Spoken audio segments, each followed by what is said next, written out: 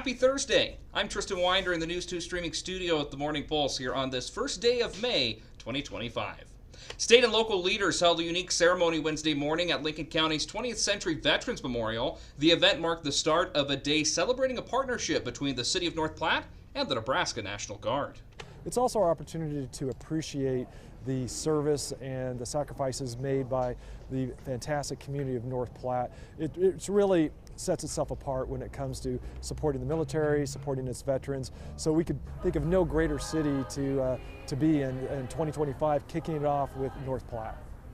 The Community Action Partnership with North Platte is the fourth partnership between the Nebraska National Guard and municipalities across the state. News 2 will have continuing coverage of this unique event tonight at 6 and 10 and later online at knopnews2.com and of course on the free News 2 app. Going to news coming out of the state legislature, a bill making adjustments to the state's voter-approved minimum wage laws, introduced by Lincoln Senator Jane Raybould, is advancing in the legislature, needing just one more round of debate prior to voting. The amendment would increase the minimum wage by 1.75% every year starting in January. Originally, Senator Raybould pitched an increase of 1.5%, but what voters approved in 2024 would have raised that wage based on the Midwest Consumer Price Index, which reflects inflation rates. Some legislators still think that the bill ignores the choice made by voters. Did you go to your constituents and ask them, should you water down the minimum wage that was passed on the ballot? Did you go to your people and ask them that? I don't think so.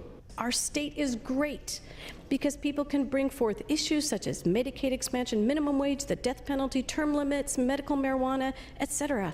I also greatly respect this institution and our role in the process of finding balance. That was Senator Jane Raybould, the bill's sponsor, and then prior to that was Omaha Senator Terrell McKinney.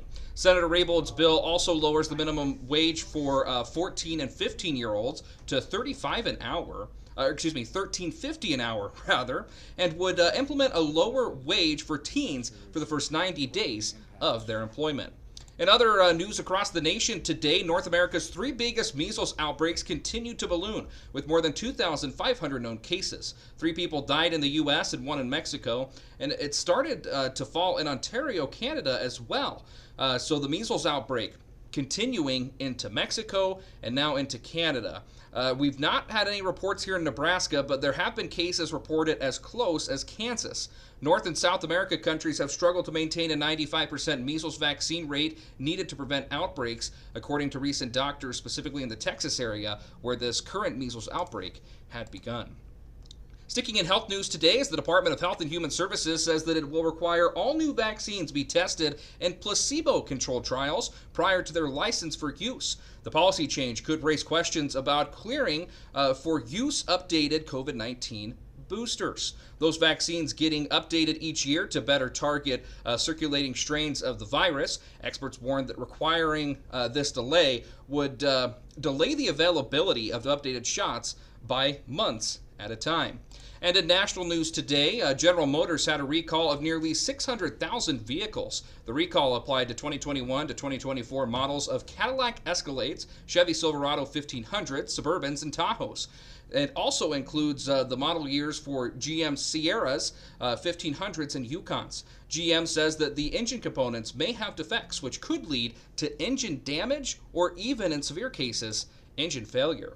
And at the same time, nearly 300,000 Ford and Lincoln vehicles have been recalled. The vehicles have issues with rear-view cameras, which could increase the risk of a crash. Among the vehicles included in the recall, 2015 models of the Lincoln MKC, Lincoln Navigator, Ford Expedition, Ford F-250, Ford F-350, and Ford F-40. 50 trucks as well, 450 trucks, and Ford Broncos from 2022 to 2023.